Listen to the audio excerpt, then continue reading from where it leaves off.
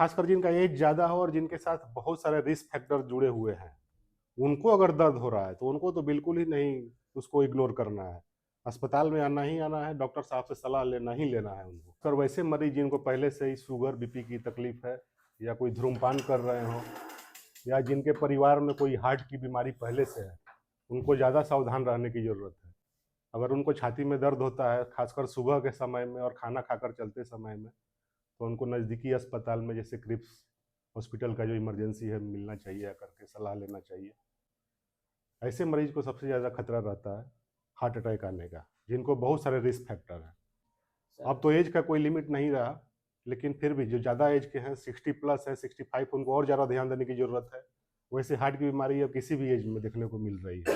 ध्यान देने के लिए क्या कुछ करना पड़ेगा? हाँ, जितने रिस्क फैक्टर की बात हम लोगों ने की है, जैसे बीपी की, तो रेगुलर बीपी का चेकअप कराते रहें, बीपी की दवा प्रॉपर टाइम शेड्यूल लें, नमक का मात्रा कम करें खाने में, शुगर को पूरी तरह से कंट्रोल में रखें, डॉक्टरी सलाह लें, सर से मिलें यहाँ पर आकर के रेगुलर बेसिस पर ओपीडी में, और कोलेस्ट्रॉल का लेवल को घटाने का कोशिश करें, चाहे एक्सरसाइज से हो, डाइट कंट्रोल से हो, दवा से हो। सबसे बड़ा उपाय यही है। खासकर जिनका एज ज़्यादा हो और जिनके साथ बहुत सारे रिस्क फैक्टर जुड़े हुए हैं, उनको अगर दर्द हो रहा है तो उनको तो बिल्कुल ही नहीं उसको इग्नोर करना है।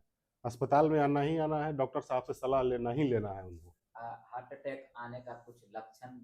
छाती में दर्द होना, थकान हो जाना, सांस फूलने लगना, पसीना आने लगना, घबराहट, बेचैनी जैसे भी लक्षण आने लगते हैं, तो इस केस में तत्काल सलाह लेने की ज़रूरत है। छाती में दर्द हुआ, उसको बिल्कुल चलना नहीं है, रेस्ट में रहे।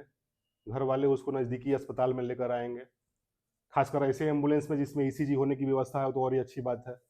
ईसीजी वहाँ स्टाफ खुद ही, बहुत सारे ट्रेंड स्टाफ हैं जो ईसीजी देकर समझ जाते हैं किस तरह का हार्ट अटैक है।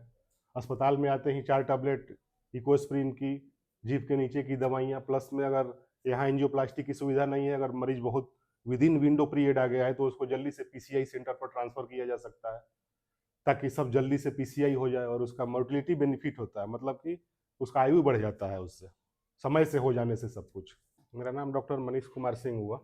हम आईजीआईसी पटना पीएमसीएच कैंपस में ठंड वहाँ के हम दिन काम कर रहे हैं।